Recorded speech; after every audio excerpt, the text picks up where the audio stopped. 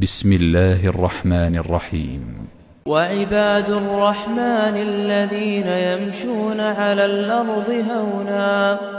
وإذا خاطبهم الجاهلون قالوا سلاما والذين يبيتون لربهم سجدا وقياما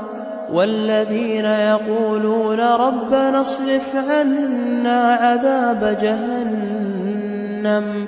إن عذابها كان غراما إنها ساءت مستقرا ومقاما والذين إذا أنفقوا لم يسرفوا ولم يقتروا وكان بين ذلك قواما والذين لا يدعون مع الله إلها آخر ولا يقتلون النفس التي حرم الله إلا بالحق ولا يزنون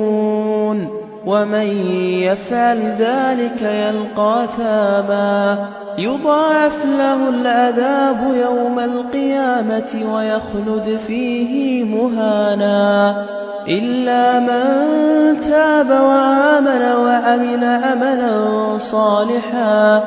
فأولئك يبدل الله سيئاتهم حسنات وكان الله غفورا رحيما ومن تاب وعمل صالحا فإنه يتوب إلى الله متابا والذين لا يشهدون الزور وإذا مروا باللغو مروا كراما والذين إذا ذكروا بآيات ربهم لم يخروا عليها صما وعميانا والذين يقولون ربنا هب لنا من أزواجنا وذرياتنا قرة أعين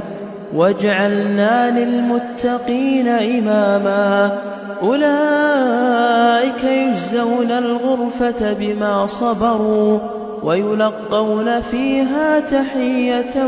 وسلاما خالدين فيها حسنت مستقرا ومقاما قل ما يعبأ بكم ربي لولا دعاؤكم